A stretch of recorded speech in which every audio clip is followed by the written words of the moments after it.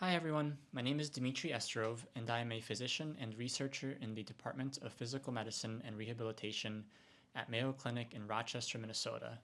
My research project is entitled The Impact of Adverse Childhood Events on Long-Term Psychiatric Outcomes After Childhood TBI. Pediatric TBI is a leading cause of morbidity and mortality in children, with resultant functional limitations and societal costs that can place a profound burden on individuals and their families. Pediatric TBI can result in increased psychiatric symptoms, which can result in cognitive impairment, lower quality of life, and overall decreased societal participation. My clinical experience working with young adults with persistent symptoms years after TBI has shown me that there can be a tremendous variability in the symptoms associated with the injury that often may or may not correlate with the initial injury severity. My research through both my clinical and research fellowships has been focused on predicting neurobehavioral symptoms after TBI. In general, a pathophysiological model involving the concept of allostatic load has been proposed, where cumulative stress prior to TBI predisposes individuals to persistent symptoms after injury. Studies have increasingly shown that adverse childhood experiences, or ACEs, which are defined as exposure to abuse, household dysfunction, neglect, parental separation, and mental illness in the household, can contribute to poor physical and mental health outcomes into adulthood.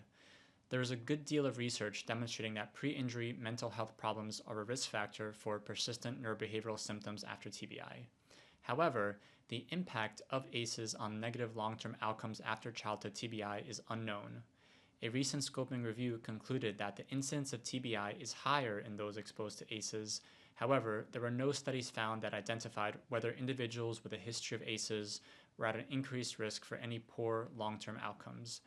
Considering the extent that ACEs can negatively impact many health conditions, understanding the extent to which ACEs affect outcome after TBI can be really helpful in informing clinical surveillance strategies that can then identify children at high risk for poor outcomes after TBI more accurately. We propose to use the resources of the Rochester Epidemiology Project, or the REP, and the Olmsted County Birth Cohort to perform a case control study to investigate the associations between ACEs and the development of mood and anxiety disorders in children who have sustained a TBI. The REP is a medical record linkage system that provides longitudinal data for all individuals who resided in Olmsted County, Minnesota from 1966 to the present. It is widely recognized as a powerful tool for conducting population-based epidemiological studies and allows for a unique assessment of the incidence, the natural history, and causes of disease that can be accurately described and then longitudinally followed.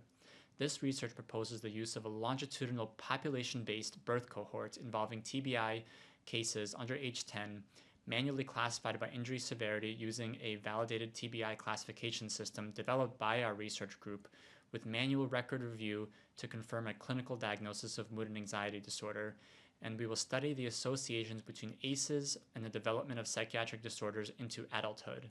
Data from this proposed work will support future opportunities for our overarching goal of targeting interventions for individuals that are found to be at higher risk for these mental health outcomes.